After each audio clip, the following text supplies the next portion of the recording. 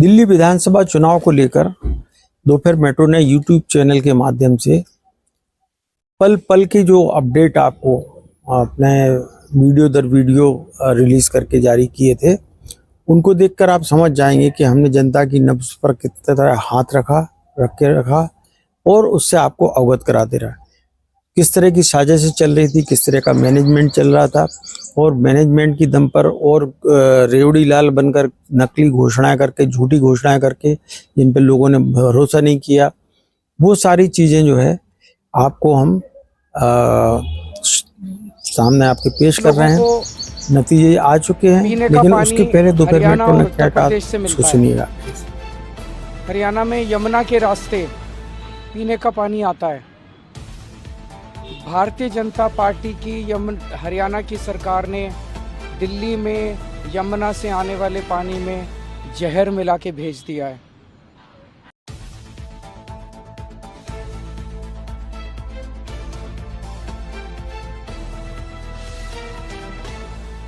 मित्रों नमस्कार, दोपहर मेट्रो डिजिटल टीवी के लिए मैं राजेश सरोठिया। आज हमारा विषय है दिल्ली राज्य में हो रहे विधानसभा चुनाव को लेकर। विधानसभा चुनाव तो अक्सर सभी राज्यों में होते हैं, लेकिन मुझे याद आ रहा है कि 1998 में प्याज से लेकर शुरू हुआ मुद्दा पानी तक जा पहुंचा है। तो पानी भी वो नहीं, केजरीवाल के मुताबिक माने तो जहरीला पानी। अब सवाल ये है कि केजरीवाल इस पानी के मुद्दे को लेकर क्या अपने बुने हुए जाल में खुद फंस गए हैं क्या? वो पानी, यमुना के उस पानी को जिसको कि वो कहते थे कि मैं 5 साल में इतना साफ कर दूंगा कि उसमें मैं खुद डुबकी लगा सकता हूँ, वो केजरीवाल जो कहते थे कि हम इस यमुना के पानी को पीने लायक बना देंगे, आज वो केजरीवाल और उनकी मुख्यमंत्री आतिशी 2 बार में अलग अलग बातें कह रही हैं। उनका कहना है कि हमारे जो फिल्टर प्लांट है वो 1 पीएमपी पर मिलियन 1 पीएम पर मिलियन यूनिट जो है पानी को इस तरह तक लाने में सक्षम है, जबकि नेशनल हेल्थ एकेडमी का ने माना है कि 0.5 पीएमपी का पानी जो है वही पीने योग्य है। यानी कि केजरीवाल जो लोगों को, दिल्ली की जनता को यमुना के पानी से वो पीने लायक बनाने और डुबकी लायक बनाने वाले दावा करने वाले केजरीवाल, वो उसको 0.5 एमपीएम तक मिलियन पर यूनिट तक लाने में कामयाब नहीं हो सके। वो केजरीवाल आज कह रहे हैं कि वो जहरीला पानी हरियाणा सरकार दे रही है, भाजपा की सरकार। माने भाजपा की हरियाणा की सरकार जो है वो दिल्ली की जनता को मारने की साजिश कर रही है। ये बहुत ही विचित्र और नागवार गुजरने वाली बात है। इसीलिए इलेक्शन कमीशन ने उनसे 5 बिंदुओं पर जानकारी मांगी है। उन्होंने 14 पन्ने का जवाब जो दिया है उसके एवज में उन्होंने 5 सवाल पूछे कि आपने किससे जांच कराई, आपने दिल्ली जल संयंत्र बोर्ड के जो अधिकारियों का नाम या अधिकारियों का जिक्र करके आपने जिनके हवाले से कहा है कि ये जहरीला पानी है। तो एक कल्पना करिए एक बात को कि इतने पानी को कोई कैसे जहरीला कर सकता है। तो वो पूछ रहा है इलेक्शन कमीशन कि आपने कौन सा जहरीला तत्व पाया, क्या नहीं पाया, जबकि यमुना और गंगोत्री या पहाड़ों से आने वाले पानी में जो खनिज होते हैं उनके साथ में रेडिएशन वाले तत्व भी पाए जाते हैं, वो नेचुरली आते हैं और उसको साफ करने वाले जो संयंत्र हैं उनमें उसकी व्यवस्था होना चाहिए। तो आप 5 साल में डुबकी लगाने वाला पानी तो यमुना को कर नहीं पाया, वो तो गटर बन चुकी है दिल्ली में। लेकिन दिल्ली के पहले ही जब पानी को आप यमुना का उपयोग में लाते हैं तो उसको भी आप जो है नेशनल हेल्थ एकेडमी के मानक लायक अमोनिया युक्त जो पानी है उसको नहीं बना पाया। ये तो शहर यमुना और गंगोत्री से निकलती हुई पानी जो है ये सर्वविदित सत्य है कि ऋषिकेश तक जो है गंगा से गंगोत्री से निकला हुआ पानी, यमुना से निकला हुआ पानी पहाड़ से नीचे जब उतरता है तो आसपास लगे हुए बहुत सारे केमिकल फैक्ट्रीज हैं, कारखाने हैं, इनका जो प्रदूषित जल है, एफिलेंट है, जब वो मिलता है तो उसको प्रदूषित करता है। तो आपके जो जल संयंत्र बोर्ड है उनमें ये व्यवस्था आप क्यों नहीं कर पाए कि उसको पीने लायक बना पाए? आज सारे लोग बढ़ चढ़ के दावे कर रहे हैं कि ये पानी जहरीला है। हरियाणा के मुख्यमंत्री उस पानी का आचमन करके बता रहे हैं कि ये जो है पीने लायक है, जबकि पीने लायक तो तब बनता जब वो जल संयंत्र बोर्ड में आता है। तो ये झूठ और पाखंड जो परोसा जा रहा है, चाहे केजरीवाल की तरफ से हो चाहे दूसरी पार्टी की तरफ, हमें सबको पता है कि सारे नेता, सारे अफसर मिनरल वाटर की बोतलें रख के अपने दफ्तरों में बैठे रहते हैं। वो तो यमुना का जो पानी है वो खासतौर से उत्तरी दिल्ली हिस्से में परोसा जाता है, और केवल यमुना का पानी ही दिल्ली को के पेट की प्यास नहीं बुझाता है। दिल्ली में 129 करोड़ गैलन पानी की प्रतिदिन की जरूरत है, जबकि आज 96 करोड़ 129 करोड़ मिलियन गैलन की जरूरत है, और आज वो दिल्ली जो है केवल 96 करोड़ गैलन पानी की आपूर्ति कर पा रहा है। और वो आपूर्ति केवल हरियाणा की से होकर गुजरने वाली यमुना ही नहीं करती, वो तो केवल 39 करोड़ गैलन पानी की व्यवस्था करती है। 25 करोड़ गैलन पानी जो है वो गंगा नदी से आता है। उसके बाद में जो है भाखड़ा नंगल में जो रावी व्यास का पानी आता है वो भी 22 करोड़ गैलन पानी जो है उसकी सप्लाई करता है। यूपी से भी पानी आता है। 9 करोड़ गैलन पानी दिल्ली सरकार खुद अपने भूगर्भीय जल स्रोतों, कुओं, नलकूपों के जरिए जुटाती है। इसके बाद भी 129 करोड़ की पूर्ति नहीं होती। तो जो केजरीवाल बढ़ चढ़कर दावा करते हैं स्वास्थ्य और शिक्षा के क्षेत्र में, वो पानी की व्यवस्था क्यों नहीं कर पाए? वो पानी में यमुना में डुबकी लगाने के दावे को पूरा क्यों नहीं कर पाया? इन बातों से आप ध्यान हटाने के लिए आप सारा मामला हरियाणा के ऊपर जड़ रहे हैं। जब तक दिल्ली में आपकी भगवंत सिंह मान की सरकार नहीं थी तो आप दिल्ली में प्रदूषण के लिए, पराली के लिए पंजाब के किसानों को दोष देते थे, लेकिन जब से आपकी सरकार वहां बनी आपने पंजाब को वहां से डिलीट कर दिया। अब आप दूसरे कारण गिनाने लगे। तो मीठा मीठा गप गप और कड़वा कड़वा थू थू वाली जो कहावत है वो केजरीवाल कब तक करके दिल्ली की जनता को मूर्ख बनाई है। आज दिल्ली में कांग्रेस से लेकर मोदी ने जिस तरह से पलटवार केजरीवाल को की है, उनका आत्मविश्वास हिल गया है। तो ये सारी चीजें इस चीज को बता रही हैं कि कभी 1998 में दिग्विजय सिंह ने चुनाव जीता था, ये प्याज के दाम बढ़ गए थे और एक बहुत बड़ा मुद्दा बन गया था। हाथ ठेलों पर जो प्याज ले लेके कांग्रेस ने बेचा था, बीजेपी को पीछे धकेल दिया था। आज पानी का मुद्दा जो है आपके गले पड़ रहा है। अब इलेक्शन कमीशन को कल 11 बजे तक आप पार्टी को ये बताना पड़ेगा कि जो उन्होंने आरोप लगाया है, माने इतना हद तक नीचे गिर जाना कि कोई जहरीला पानी में जहर कितना घुल सकता है, और कितना 39.5 करोड़ जो गैलन पानी है उसमें कौन सा जहर घोला गया, क्या झोला गया, कौन सा हुआ, कब जांच की, क्या नहीं किया। अब ये जांच एक आपको दिल्ली की सरकार को भी कराना पड़ेगी, उनकी जल बोर्ड के अधिकारियों को भी कराना पड़ेगी, और हरियाणा सरकार ने तो ऑलरेडी बोल दिया है कि वो भी इसकी जांच कराने के जो पानी भेज रहे हैं उसमें कितना MPM जो है अमोनिया है, कितना और कौन से जहरीले तत्व हैं, क्या है। तो दोनों रिपोर्ट जब इलेक्शन कमीशन के सामने जाएंगे तो केजरीवाल का झूठ का पर्दाफाश हो जाएगा। केजरीवाल रहेंगे या फर्जीवाल हो जाएंगे, ये बहुत चंद घंटों में साबित होने वाला है। और इस चीजों को राजनीति में ऐसी चीज जो कि आप स्वाभाविक सी बात है, गंगा, राम तेरी गंगा मैली हो गई, फिल्म बनी थी कब की, और सबको पता है कि जब वो मूल जल स्रोत से निकलती है तो इतनी पाक पावन रहती है।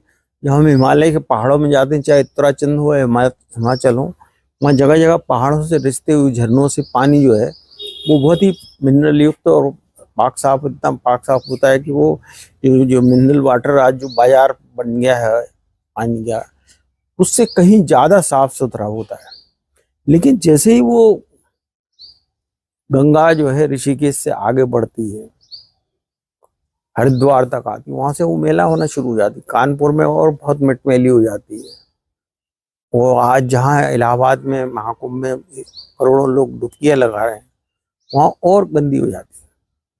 तो लेकिन पानी का एक स्वभाव है कि जब वो चलता है, उसको निर्मल इसलिए बोला जाता है कि वो जैसे ही चलता है, रुका हुआ पानी, ठहरा हुआ पानी जो है वो ज्यादा मैला होता है, और जो चलता हुआ पानी है वो निर्मल होता जाता है, अपने आप को मल से मुक्त करता जाता है। अब मित्रों, ये सारी चीजें जो है इस सवाल में घिरी हुई है कि केजरीवाल ने जो दिल्ली में ये यमुना जो गटरों से गटर बन चुकी है, उसको उन्होंने कितना पानी से निर्मल किया, कितना डुबकी लगाने लायक तक बना, या दिल्ली पहुंचने के पहले जो पानी जो सप्लाई होता है दिल्ली की उत्तरी दिल्ली में, उसको आपने कितना वो किया। ये सब अब आपके सामने है, और ये तो फैसला अब दिल्ली की जनता ही करेगी। क्योंकि आप पानी शुद्ध कितना दे रहे हैं, नहीं दे रहे हैं, एक अलग बात है, लेकिन 129 करोड़ बैरल पानी, गैलन, 129 करोड़ गैलन पानी की जो जरूरत है, उसके मुकाबले आप केवल 96 करोड़ गैलन की क्षमता स्थापित कर पाए। इसके लिए जिम्मेदार कौन है? डुबकी नहीं लगा पाने वाली यमुना, जिसमें आज देखते हैं तो फैन तैरता है पानी का, कचरे का, गंदगी का, वो उसके लिए कौन जिम्मेदार है? अपनी जिम्मेदारियों को दूसरों पर ढोककर और बड़े बड़े दावे करने से उनकी पोल खुलने वाली है। अब आप तो दिल्ली की जनता निर्भर करेगी। मित्रों, आपको हमारा वीडियो कैसा लगा, ये आप इसको अगर अच्छा लगता है तो उसे लाइक करें, सब्सक्राइब करें और शेयर करें। धन्यवाद, नमस्कार।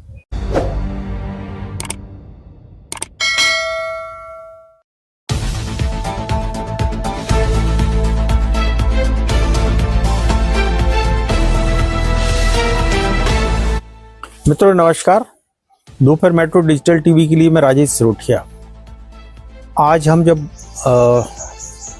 दिल्ली के चुनाव को लेकर चर्चा कर रहे हूँ, ये वीडियो जब तक आप तक पहुंचेगा, यानी कि कल सुबह या रात को, तो 24 घंटे से भी कम समय बचेगा चुनाव प्रचार थमने में।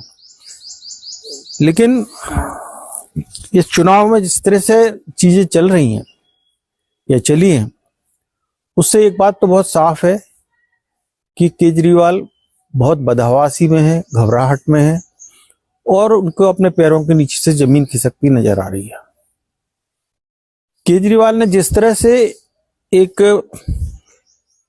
जन आंदोलन से खड़े करके एक पार्टी बनाई और उसको एक अपनी फैमिली पार्टी के रूप में कन्वर्ट कर लिया, तो और कांग्रेस ने जब ये भूल की इनको 2013 में, जब ये 28 सीट पर थे और बीजेपी 31 सीट पर थी, तो कांग्रेस ने जो 5-7 सीटें आई थी उसको देकर इनको 40 दिन के लिए सत्ता की इनको चाशनी चटवा दी। और जब 15 का चुनाव हुआ तो 14 में जो प्रचंड बहुमत बीजेपी को मिला था मोदी जी के नेतृत्व में, उसके बाद जब चुनाव हुआ तो कांग्रेस ने भी घबराहट में अपने वोटर्स जो है शिफ्ट कराए, अपने वोट जो है आप में शिफ्ट कराए। लेकिन ये बहुत आत्मघातक चीज होती है। मुझे याद है एक बार भारतीय जनता पार्टी का हमारे नेता थे, मित्र थे, उनको उन्हीं की पार्टी के एक नेता बहुत परेशान करते थे और उन्हीं की दम पर चुनाव जीतते थे लोकसभा में।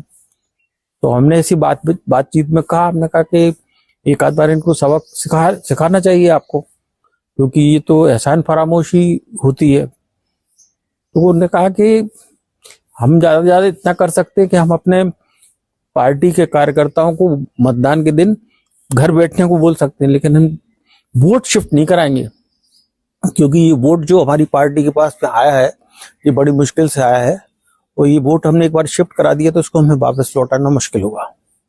और बाद में हमें याद है वो 2009 का इलेक्शन की शायद मैं बात कर रहा हूँ, जो लाखों वोटों से जीतने वाले जो नेता थे वो 9,000 वोटों पर आ गए थे। और बाद में अंततः फिर उनको अगली बार फिर जब पूरा सपोर्ट मिला नेताओं का जो जिनके साथ में वो एहसान फरामोशी करती थी, तो फिर वो बड़े अच्छे बहुमत से जीते, अच्छे पदों पर पहुंचे। तो ये कांग्रेस ने जो महाभूल की थी, अब कांग्रेस इस चुनाव में उस भूल को सुधारने की कोशिश में लगी। क्योंकि 20 में तो स्थिति ये थी कि 19 में जब बीजेपी और लोकसभा में प्रचंड बहुमत के साथ में आई और तो अपने 300 का आंकड़ा पार कर गई, और कांग्रेस के जो अध्यक्ष थे राहुल गांधी, वो रणछोड़ दास की मुद्रा में अध्यक्ष पद छोड़ के चले गए थे, और उस बदहवासी के आलम में कांग्रेस की फिक्र करने वाला कोई नहीं था। और कांग्रेस ने इसीलिए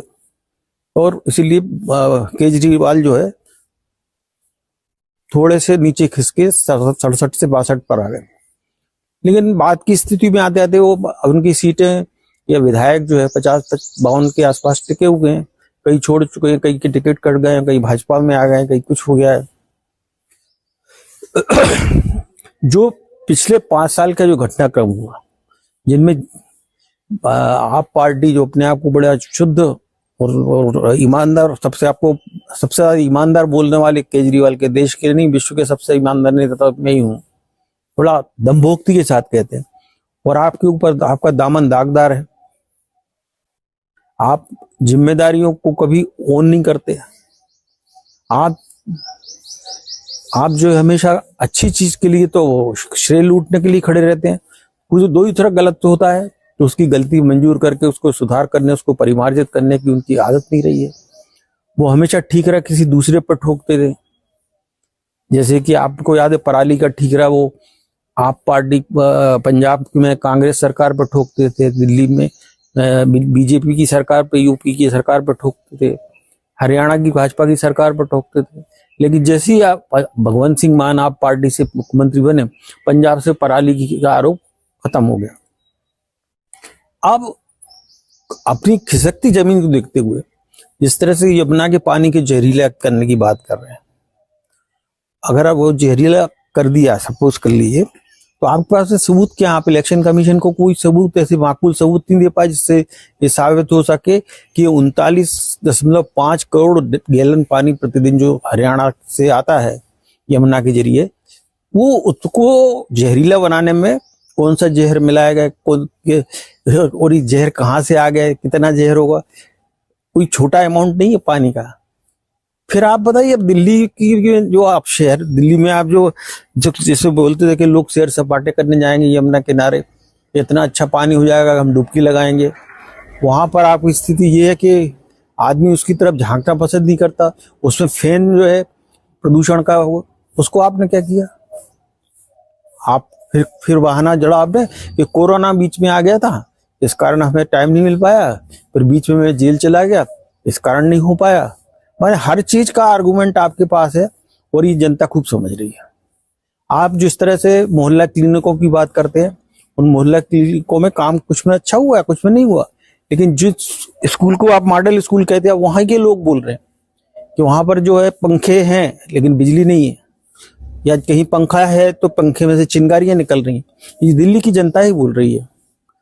और फिर हालात ये बन गए कि जब आपने जेल में रहते हुए, आप देखिए कि एक आदिवासी मुख्यमंत्री हेमंत सोरेन, जब उनको जेल हुई तो उन्होंने जेल जाने के पहले नैतिकता के आधार पर राज्यपाल को जाके इस्तीफा सौंपा, और जब वो जमानत से बरी हुए उन्होंने आकर फिर अपना पद संभाला और चुनाव जिता दिया। लेकिन आप जो है मुख्यमंत्री के मोहपाश के बंधन में जकड़े रहे, और आप पूरे जेल में रहते हुए आप मुख्यमंत्री बने रहे। तो ये नैतिकता के आपके तकाजे कहाँ चले गए थे? और जेल से बाहर आए तो आपने मजबूरी थी कि जिस कंडीशंस पर आपको बेल मिली थी उसमें आप मुख्यमंत्री के रूप में काम नहीं कर सकते थे, वो टर्म्स कंडीशन आज भी है। और आपने अतिशी को ये कहते हुए मुख्यमंत्री बनाया कि हम जनादेश प्राप्त कर लेंगे और हम फिर मुख्यमंत्री बन जाएंगे। माने आपने पहले दिन से ही एक महिला, एक नारी शक्ति को पपेट बता दिया। एक सबसे पुरानी उसकी नारी शक्ति थी स्वाति मालीवाल, जो राज्यसभा में सांसद हैं आपकी, उनको आप अपने घर पे ला के आप पिटवाते हैं। आज वो स्वाति मालीवाल केजरीवाल के, अरविंद केजरीवाल के दावों की पोल खोल रही हैं जगह जगह जाके। पूरे चुनाव अभियान के दौरान उन्होंने जा जाके वीडियो बना बना के लोगों को दिखाया कि ये सड़कें हैं, ये गंदगी है, ये सीवेज है, गटर है, नाला है। तो एक बात बहुत साफ है, अब हमारे इतिहास और पौराणिक से अगर सबक लेते, जिसकी याद उनको भी आएगी, राम मंदिर गए, हनुमान जी के भक्तों बन गए, सारी चीजें हो गई। तो मौलाना केजरीवाल से अपने आप को हिंदू केजरीवाल लड़ने की कोशिश की, लेकिन वो ये चीज भूल गए कि कोई इंसान, पुरुष जो है, पुरुषों से लड़ सकता है लेकिन नारी से नहीं लड़ सकता। और उन्होंने स्वाति मालीवाल के साथ में लड़ाई लड़ी, उनको पिटवाया, उनका अपमान किया। आपको याद है द्रौपदी का जब अपमान हुआ तो फिर क्या हश्र हुआ कौरवों का, आपको याद होगा। जब सीता का अपमान किया रावण ने, तो रावण के वंश का क्या हुआ। जब हमारा पूरा इतिहास भरा हुआ है कि आप नारियों से नहीं लड़ सकते, तो एक नारी को तो आपने पिटवा के अपमानित किया और दूसरी नारी को एक कठपुतली बना के मुख्यमंत्री बना के रखा, ये कुछ दिनों की है। आवाज हालत क्या हो गई है, हालत ये हो गई है कि कालका सीट पर स्वाति मालीवाल, सॉरी माफ कीजिएगा, आतिशी मरलेनो जो है, आतिशी मरलेनो सिंह, वो सिर्फ इस बात में लगी हुई है कि हम अलका लांबा और विधुड़ी को इस तरह से निपटा दें, मैं जीत जाऊं भले ही केजरीवाल हार जाए। केजरीवाल सोच रहे हैं आतिशी हार जाए मैं जीत जाऊं। वहां पर संदीप दीक्षित और परवेश वर्मा जैसे कद्दावर नेता कांग्रेस और भाजपा के जो वहां पर लड़ रहे हैं चुनाव पर, तो केजरीवाल जो है बाकी दिल्ली में घूम नहीं पा रहे हैं। और आज उन्होंने जिस तरह से हरकत की कि हमारे ऊपर हमला करवाया अमित शाह ने, तो ये आरोप खिसियाहट के आरोप होते हैं। और ये दिखता है कि हताशा और पराजय के सिर पर आते देख जब आदमी इस तरह के आरोप लगाने लगता है तो वो चीजें साथ में समझ में आती हैं। मनीष सिसोदिया बिल्कुल साइलेंटली, क्योंकि वो भी अपमान का घूंट पी के बैठे हैं। उनकी वेल कंडीशन में ये नहीं था कि आप उप मुख्यमंत्री नहीं बन सकते, लेकिन उनको भी उप मुख्यमंत्री बनने से रोका और आपने आतिशी को मौका दिया। और ये कह के कि केवल ये एडॉक अरेंजमेंट है हमारे चुनाव जीतने तक। तो जो सुप्रीम कोर्ट, देश की सर्वोच्च अदालत का आदेश जो है, आपकी क्या दिल्ली में मिलने वाले जनादेश से हो जाएगा। आप में इतनी घबराहट पैदा हो गई है कि जो तो दिल्ली का जो मुस्लिम मतदाता है वो कहीं कांग्रेस की तरफ नहीं खिसक जाए। तो आपने अखिलेश यादव और ममता बनर्जी, जो कि अपने अपने राज्यों में मुस्लिम मतदाताओं की मसीहा के रूप में जाने जाती हैं, उनसे अपना समर्थन से जारी करवाया। वो क्यों करवाया? इसलिए कराया कि ये मुस्लिम वोट बैंक तो नहीं खिसके, बाकी तो वो अयोध्या और सब सारी ये रामलीला कर ही रहे हैं। लेकिन ये सब जो खिसियाट की चीजें हैं।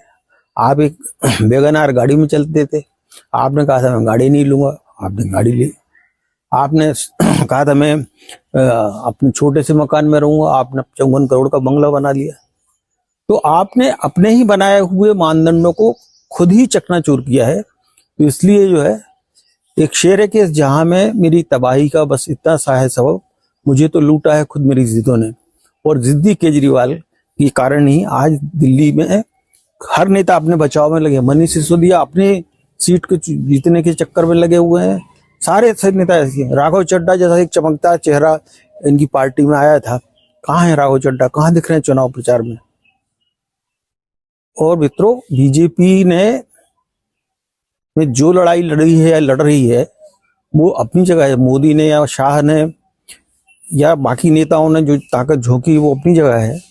लेकिन जिस राष्ट्रीय स्वयंसेवक संघ ने दिल्ली लोकसभा के चुनाव में भाजपा के 240 सीटें आने के बाद, तब वो रूठ गई थी जगत प्रकाश नड्डा के एक दम्भोक्ति भरे बयान से।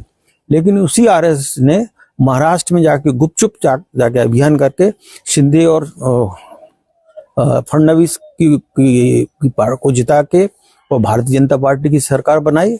और वो तब से नवंबर से गुपचुप तरीके से घर घर जाकर भाजपा का सशक्त अभियान चला रहे हैं। इसी कारण कितनी फर्जी वोटर लिस्ट नाम कट्टे हैं। तो केजरीवाल बुरी तरह घिर गए हैं। अब उनको लग रहा है कि कांग्रेस भी जो है अपने वजूद के लिए अपना वजूद बचा के रखेगी, नहीं तो उस पर भी वैसी त्योहमत लगना शुरू हो गई है जैसी कभी भाजपा पर लगती थी कि भाजपा बड़ी पार्टी कहते हैं, संघ की पार्टी, लेकिन जहाँ संघ का मुख्यालय वही नहीं जीत पाती है। भाजपा ने उस दाग को धो लिया। लेकिन आज कांग्रेस की स्थिति क्या होगी? न लोकसभा में एक सीट आती है, न भाजपा न विधानसभा में आती है, और आप एमसीडी में तो आप कहीं दिखते ही नहीं, ठहरते ही नहीं हो। तो ये सब चीजें कांग्रेस के लिए भी वजूद की लड़ाई है, और ये डू और डाई वाली सिचुएशन केजरीवाल के लिए।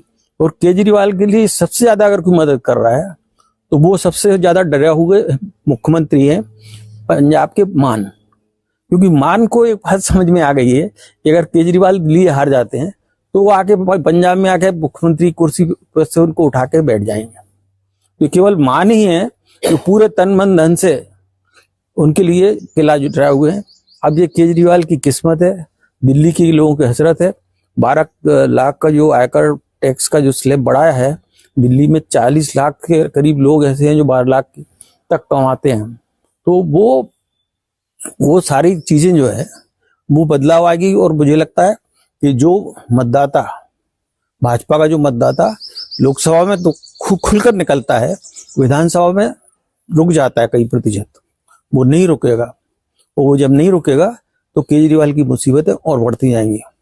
और एक बात भी तय है कि कांग्रेस इस बार कम से कम अपना खाता खोलने में कामयाब हो जाएगी और 5 से 10 सीट के बीच।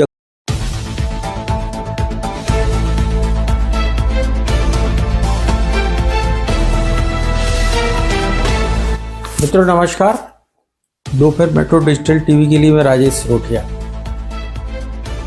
बात हो रही है आज दिल्ली में हुए मतदान के बाद आए एग्जिट पोल के सर्वे की।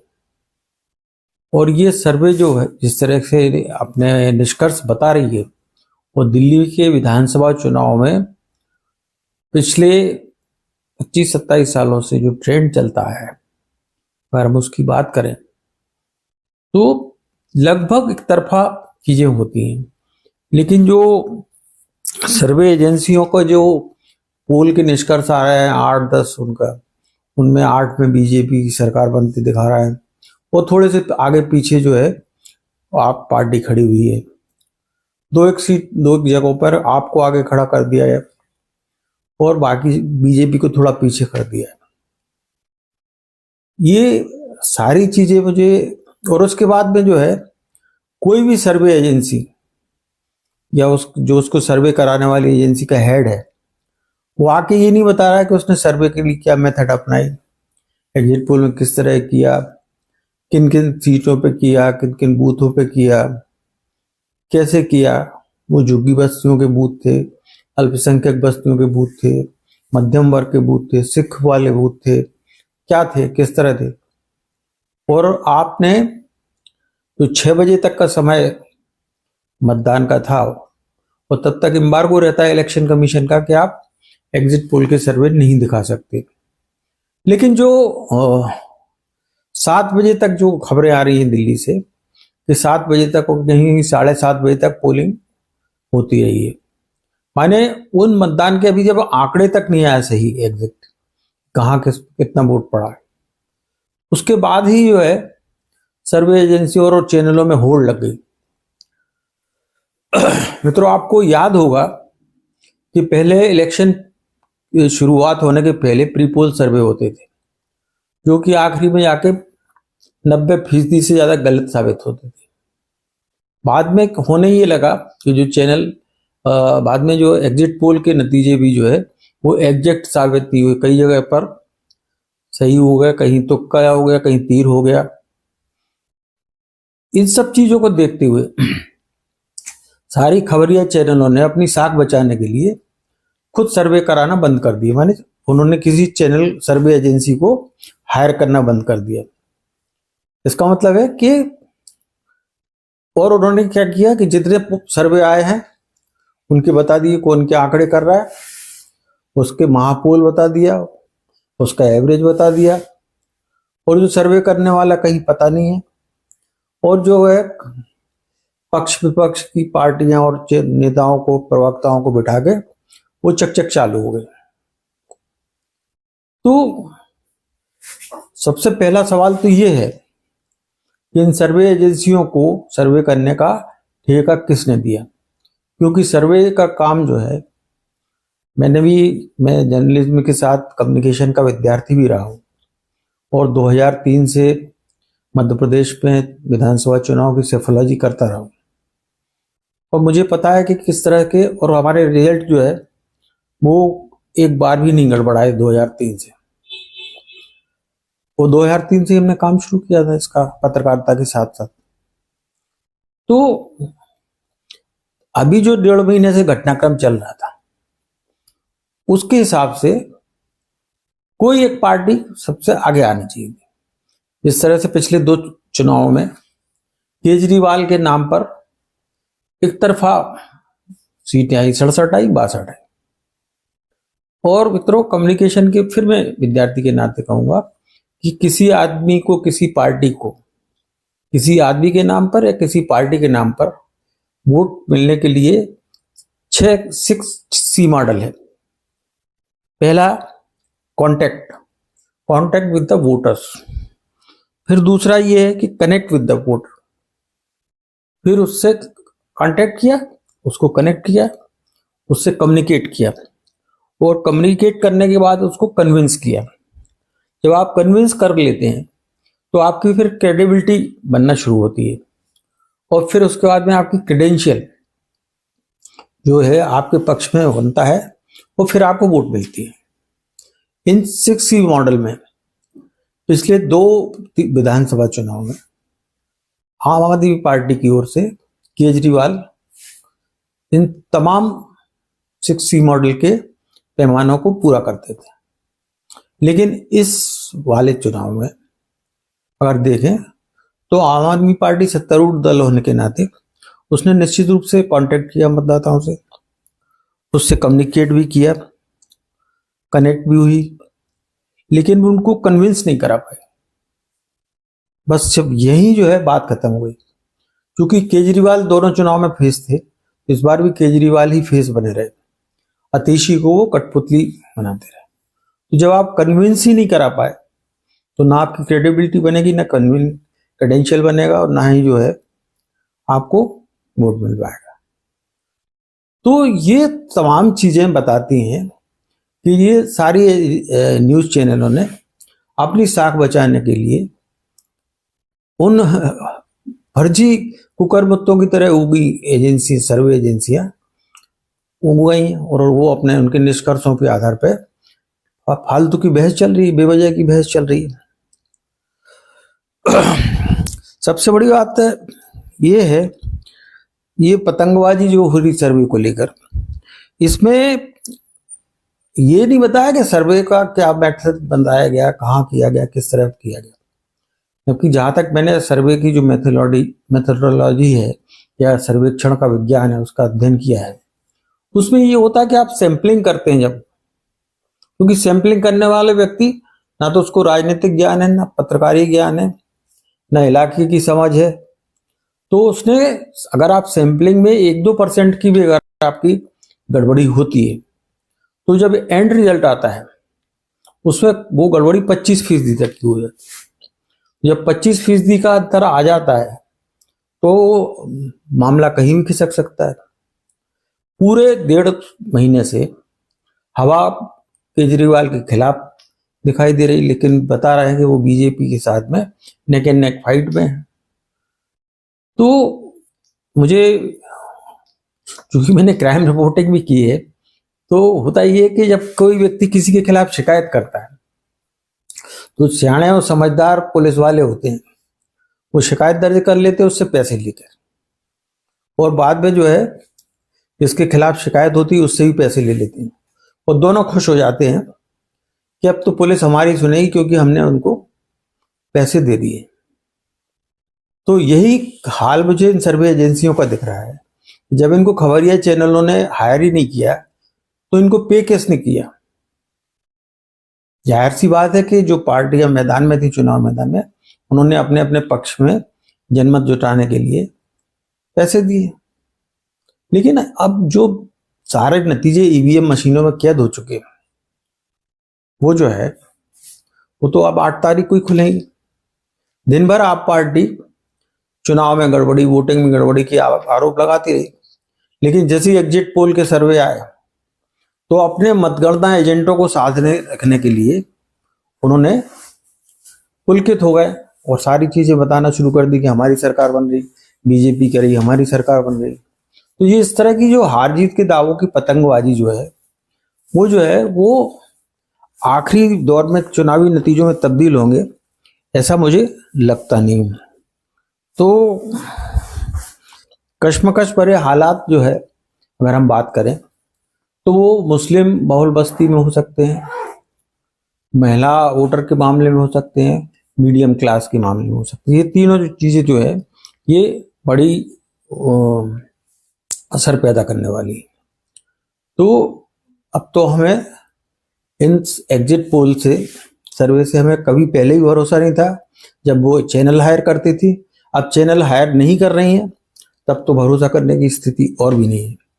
इसलिए मित्रों, अब 8 तारीख का इंतजार करो। लेकिन मेरा जो प्रेडिक्शन, ये नतीजे जो है, जो ट्रेंड रहा है दिल्ली का, कि अगर जनमत आएगा तो किसी एक पार्टी के पक्ष में भारी बम्पर आएगा। कांग्रेस की कोई बात ही नहीं कर रहा वो सर्वे में। कांग्रेस को जो 0 पे चल रही है दो चुनाव से, इस बार भी उसको 0-1, 0-1, 0-2 से ज्यादा कोई वोट देने तैयार नहीं, जबकि इस बार कांग्रेस ने पूरी शिद्दत से चुनाव लड़ा था।